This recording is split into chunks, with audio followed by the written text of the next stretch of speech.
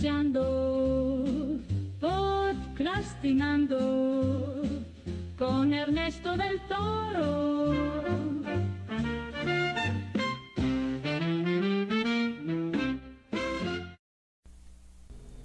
Hola, soy Ernesto del Toro y te doy una vez más la bienvenida a Podcastinando. Como siempre, agradezco tu atención y tu interés por estar aquí, por escuchar esto que tengo que platicar contigo. Y en este episodio vamos a hablar acerca de la objetividad. ¿Para qué ser una persona objetiva? ¿Para qué usar la objetividad en nuestra vida cotidiana? Vamos a hablar un poco acerca de algunas definiciones. Primero de la objetividad y también de lo que parece ser su contraparte, la subjetividad. Incluso también vamos a ver cómo hay una nueva postura acerca de esta llamada objetividad, en la que se hace una fusión, ¿no? Una síntesis de estas dos contrapartes, objetividad y subjetividad. Y vamos a ver también cómo es que se hace aquello. Y vamos a comenzar.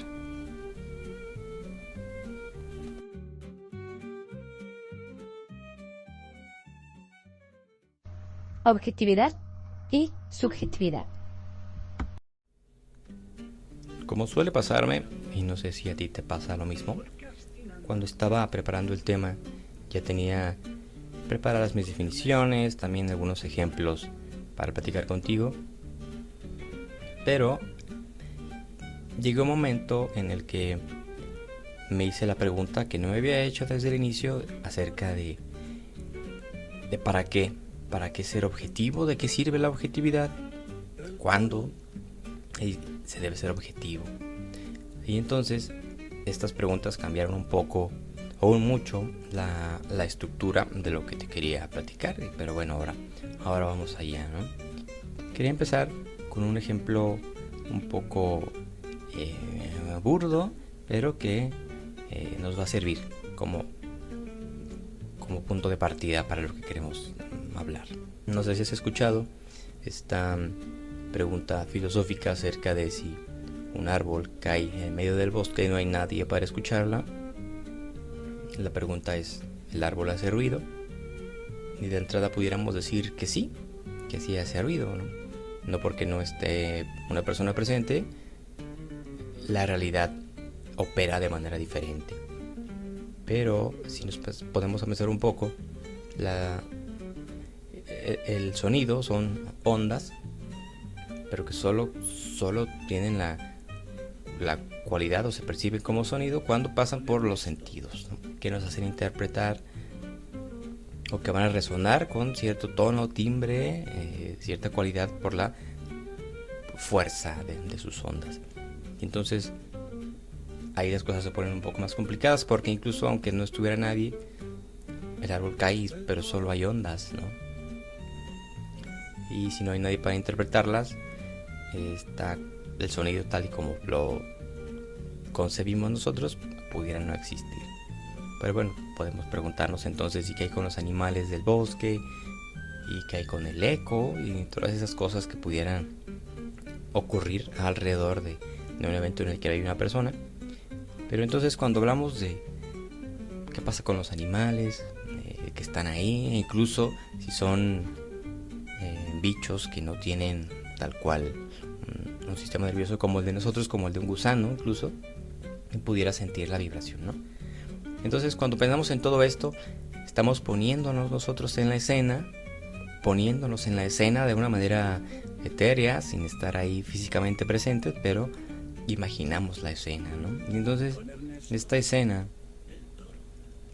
se convierte en una experiencia subjetiva, porque imaginamos el árbol, imaginamos cómo cae, imaginamos qué otros animales están ahí en presencia de esta caída, ¿no? Incluso hasta pensamos en las causas de la caída del árbol, ¿sí? Pudiera ser el viento, pudiera ser un árbol viejo, muerto, una plaga, no sé.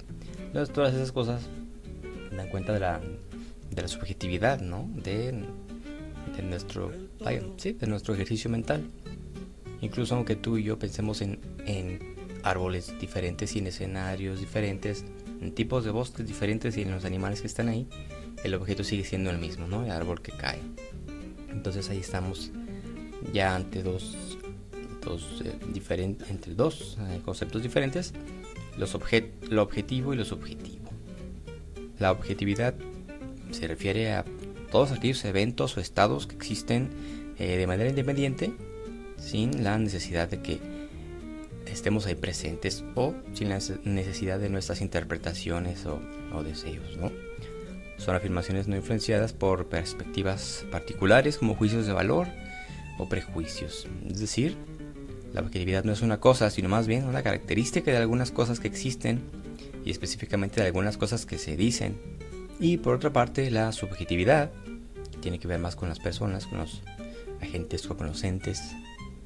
Es una interpretación que se hace de algo, ¿no? Ya sea en su totalidad o sus partes. Por eso decimos que algo es bonito, o que algo es delicioso, o que algo es terrible o algo injusto, o incluso que algo es inmoral, ¿no? Entonces, se usa la palabra subjetividad para designar a cualquier cosa, desde una opinión personal hasta un repaso por nuestros valores e incluso nuestras ideas políticas, ¿no? Entonces la subjetividad son todas aquellas cosas que pensamos o decimos acerca de algo que existe independiente de nosotros.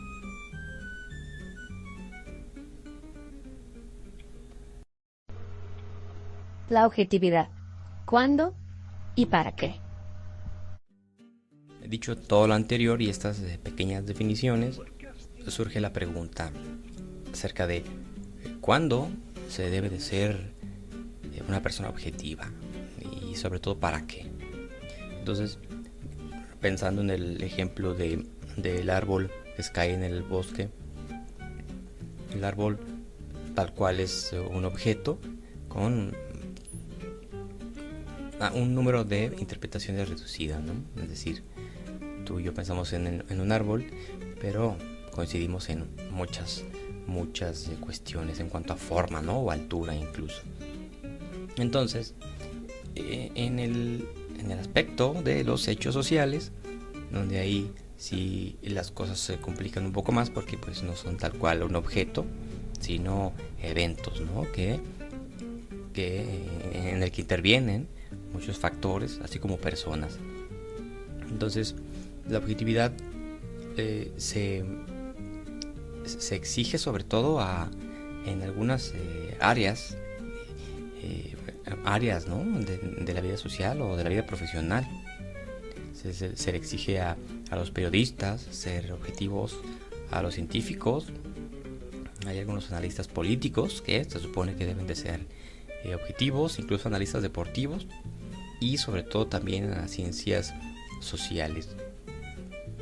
Son estas complicaciones en las que se les presentan a estos profesionales, porque como ser objetivos, ¿no?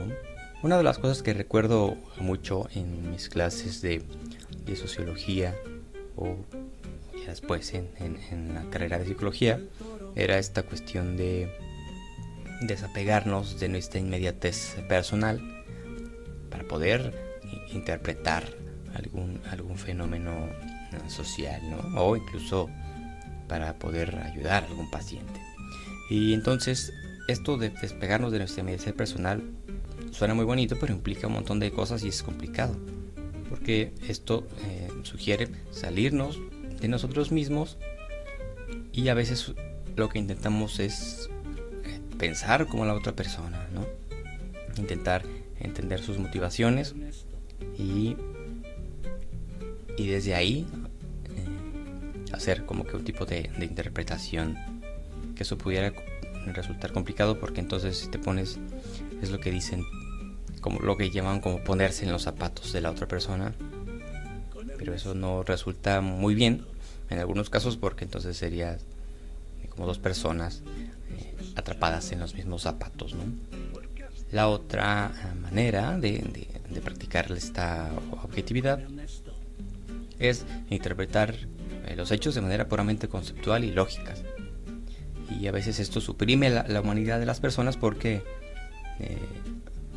la realidad no funciona de una manera tan lógica como pudiéramos pensar. Porque este tipo de ejercicio objetivo en el que se definen los conceptos y se va como que a una raíz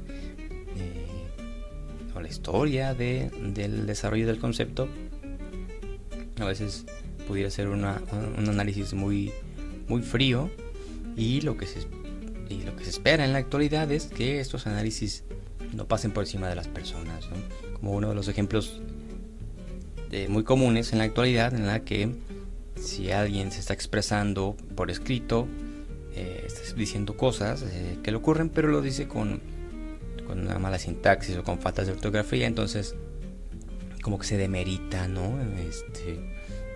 Su decir, porque se equivocó en una letra.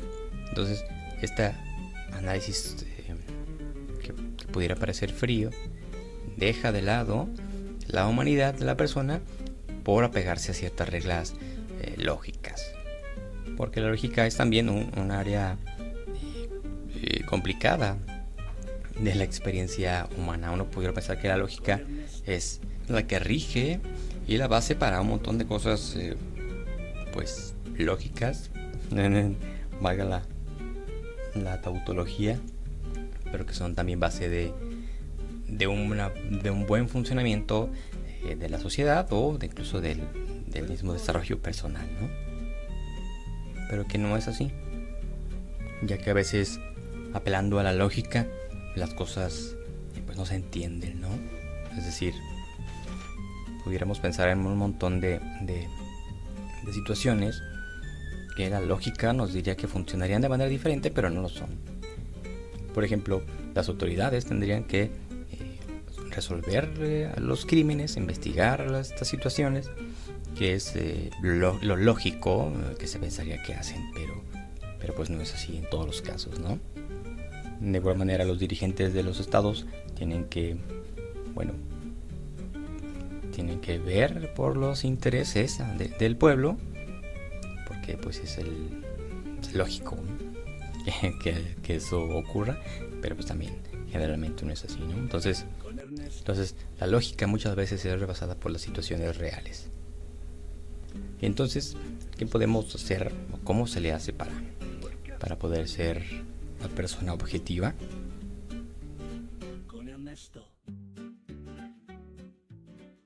Objetividad y empatía. ¿Para qué es necesaria la objetividad? Para poder ser un poco más una persona más empática, intentar entender al otro y a las situaciones que ocurren, para tener un poco más de interacción humanas satisfactorias. ¿Y cuándo hay que ser objetivos?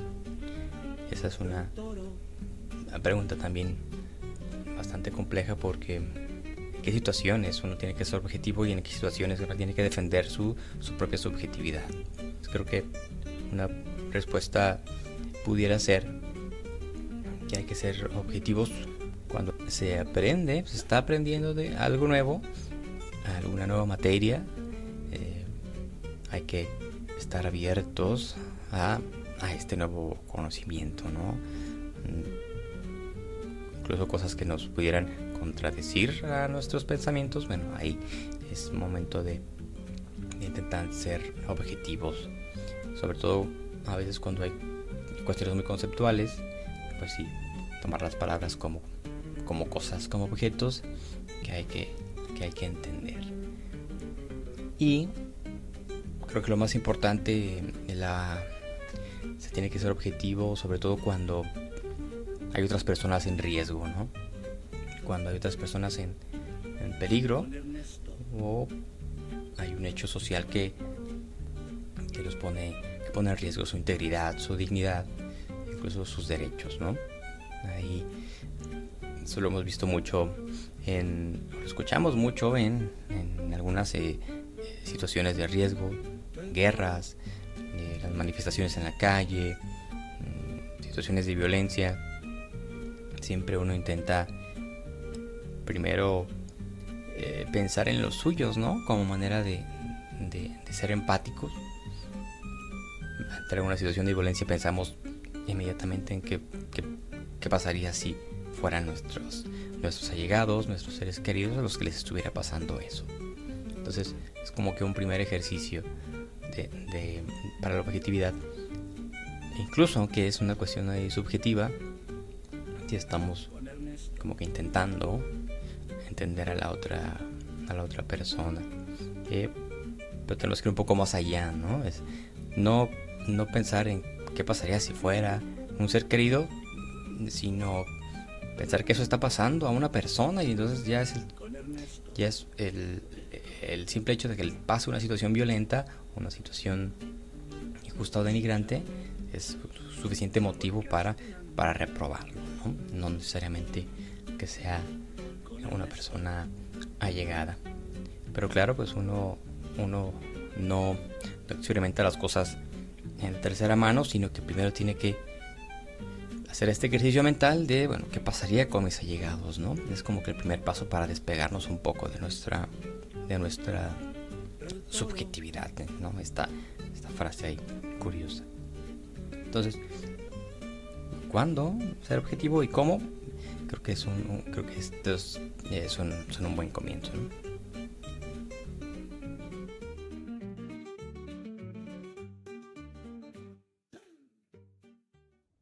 La objetividad moderna o vernos a ver una película. Hay un ejercicio mental que me gusta mucho poner en práctica para poner a prueba mi objetividad o mi subjetividad, y tiene que ver con cómo vemos las películas o cómo veo las películas, ¿no? No sé si te ha pasado que estás viendo una película y los personajes se comportan de una manera pues irracional desde nuestro punto de vista, hacen cosas que no haríamos, y en vez de nosotros subir por las escaleras y encerrarnos en nuestro cuarto cuando un asesino acecha, lo que haríamos es salir de la casa. Pero bueno, los personajes no hacen eso. O también hay otras películas que nos gustan, ¿no? Que nos vemos reflejados en los personajes principales y nos decimos a nosotros, bien, yo soy ese, ¿no? Entonces, cuando ocurren esas cosas de que hay películas que no me agradan tanto, que no me están gustando, lo que hago es lo siguiente: intentar creer en la realidad de la película. Es decir, me extraigo yo de la escena e intento, bueno, entender el origen de las situaciones y de las personas o de los personajes, las implicaciones y las motivaciones, ¿no? Entonces esto como un ejercicio de objetividad, ¿no? Es decir, no estoy yo ahí, son cosas que están pasando y hay que entenderlas. Esto de creer en la realidad de la película, hay un momento en el que pues cuando la película es muy mala, muy absurda, pues sí, entonces dejas de creer, ¿no? Y es cuando entonces ya no te gusta la película. Y por el contrario, también otro ejercicio que hacemos, o que yo hago, y que bueno, que a todos nos pasa de manera inconsciente, es insertarnos en la trama, ¿no? Pensar en que somos los personajes principales porque nos vemos identificados o identificadas, y decir, sí, bueno, yo sí haría esto me pasa, ¿no? Esto me ha ocurrido. Entonces nos identificamos. Ahí está nuestra subjetividad conectada con la película. Y después vamos y le decimos a nuestros conocidos, mira, esta película está padrísima, está muy buena, y van y la ven y no les gusta, porque bueno, hablo nuestra subjetividad, ¿no? Entonces creo que algo de lo moderno en cuanto a ser una persona objetiva no es pensar en la subjetividad de los otros, ni tampoco es extraernos de la escena y pensar en las cosas como conceptos, ¿no? Como términos lógicos, sino lo pensaba yo de la siguiente manera: para hacer esta unión entre lo objetivo y lo subjetivo es efectivamente extraernos de la película, extraernos de la escena, pero al mismo tiempo vernos a nosotros mismos como espectadores, ¿sí? Es decir, ser conscientes del ejercicio mental que implica la objetividad o la subjetividad. Que bueno, creo que es la unión, o es la manera de ser objetivos en la actualidad, ¿no?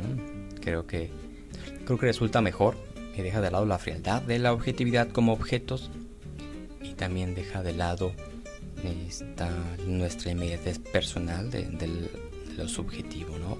De nuestros conocimientos, de nuestra información, de nuestros prejuicios, de nuestros valores, de nuestra moral, de nuestras creencias políticas, futbolísticas. Todo eso queda también es parte de nuestra subjetividad, ¿no? Pero hacer la fusión de vernos a nosotros mismos, interactuar con el medio, con el grupo social, y cómo nos afecta y cómo nos corresponde actuar o no actuar, son también, creo, cuestiones de una objetividad moderna.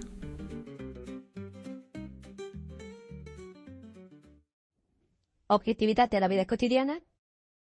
Pero ¿qué pasa con nuestra objetividad en la vida cotidiana? ¿Qué es lo que pasa con nuestras acciones, con esas cuestiones personales, con cuestiones íntimas que nadie se entera o que no le contamos a nadie, y que cuando estamos nosotros solos enfrentándonos a nosotros, ¿no? Es nuestra objetividad, cómo se ejerce. Bueno, es importante mencionar que nuestra objetividad está constituida por nuestra subjetividad, ¿no? Es decir, todo nuestro conocimiento, toda nuestra manera de pensar y de generar nuevas ideas son cuestiones subjetivas, ¿no? Basadas en experiencias, basadas en nuestras experiencias, en nuestras interacciones, en lo que aprendimos, en lo que sabemos, en lo que conocemos.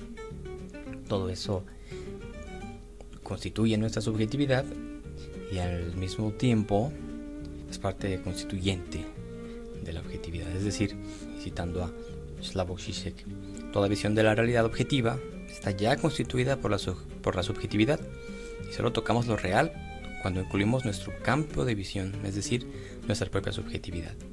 Las cosas las vamos a entender incluyendo las cosas que se tienen que pensar o las cosas que nos sugieren esas situaciones. ¿Pero qué significa esto?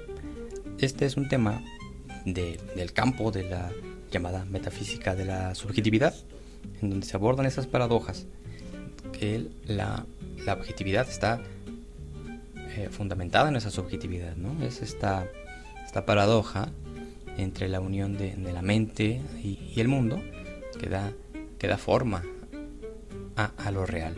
Es a lo que le llaman los metafísicos de la subjetividad como reflexividad, ¿no? Que es decir, es la capacidad de la mente para referirse a sí misma, de ser consciente no solo de los objetos, sino también de ella misma y de la forma en que se relaciona con los objetos.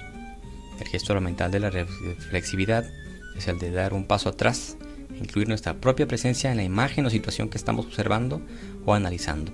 Solo así podemos abarcar toda la imagen, ¿sí? Estaba citando nuevamente a Slavoj Žižek.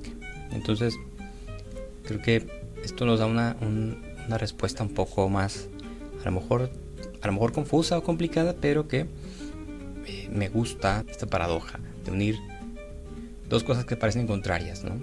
Como lo que es la mente y el mundo, pero que efectivamente uniendo estas dos cosas solo así se puede dar forma a lo real, ¿no?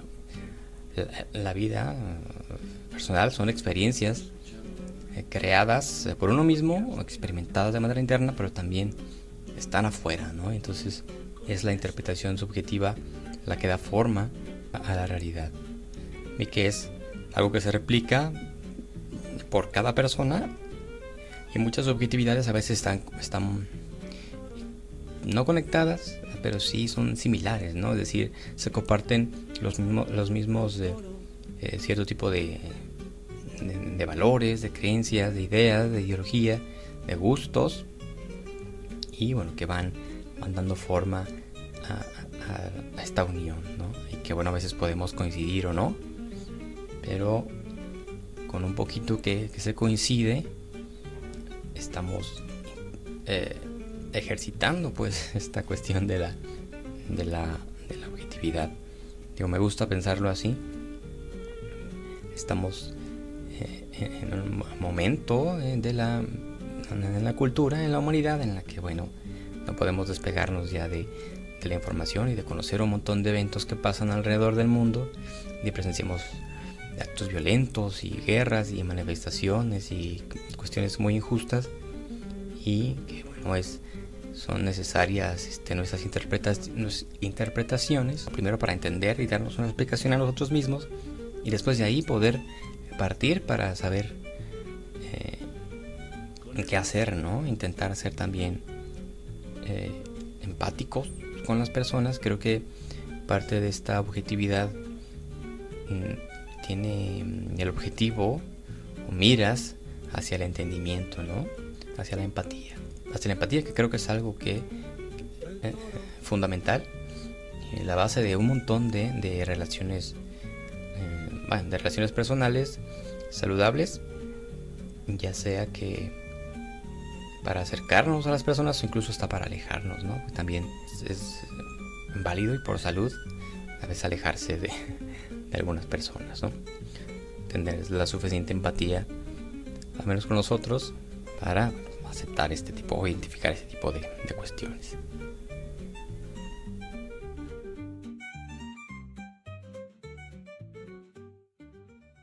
Finalmente, y a manera de conclusión, sí es importante recordar y resumir para no hacernos pelotas en esta cuestión tan paradójica, ¿no? que estamos platicando tú y yo. Entonces podemos decir que todo tiene base en el conocimiento que hemos adquirido, nuestra información y la educación social o académica que uno tenga, ¿no? Y esto estructura nuestra subjetividad, y de manera circular esta subjetividad determina cómo vamos generando nuevas ideas y nuevos conocimientos que vamos adquiriendo. Esto nos dará la pauta, la flexibilidad tal vez para intentar o reconocer cuando tenemos que ser objetivos, cuando ciertas situaciones que nos rebasan o que ocurren de manera que fuera de los límites de nuestro pensamiento, fuera de nuestros límites de acción, fuera de nuestros códigos éticos o morales, fuera de nuestros comportamientos, fuera de nuestra lógica incluso, ¿no? Que a veces ya vimos que no funciona tanto como debería, pero sí, entonces todo el bagaje cultural, emocional, espiritual, incluso que se tenga, es la base para el ejercicio de reconocer cuando se tiene que ser objetivo, ¿no? Porque también hay otros momentos en los que se tiene que defender la subjetividad. Actualmente, pues, hay mucho ese debate, ¿no? Acerca de la subjetividad de las personas, y que tanto se debe de respetar, por extraño que parezca la frase, que tanto se debe de respetar, incluso aunque no se compartan la misma idea, ¿no? Este tema en específico de las subjetividades podría ser tema de otra emisión. Y también decir, como lo comentamos, que bueno, no hay una sola manera o fórmula para la objetividad, ¿no? A veces que vamos a requerir insertarnos en la situación para entenderla. A veces que tendremos que extraernos de la escena para poder interpretar o saber qué pensar o ser objetivos. O a veces, como ya lo habíamos comentado, esta unión entre la objetividad y subjetividad, ¿no? Vernos a nosotros mismos frente al hecho, frente al grupo social, saber qué es lo que estamos sintiendo, qué es lo que estamos pensando, y siempre con el fin de ser empáticos, ¿no? De ser más humanos, que a veces es lo que a veces se nota que hace falta, ¿no? No tanto la frialdad de una lógica, ni la frialdad de la objetividad como en cuanto a objetos, y tampoco a veces el egoísmo de la subjetividad, ¿no? Sino que vamos a requerir de nuestra atención para saber qué hacer en el momento exacto, ya sea un peligro lejos de nuestro país o una amenaza cercana.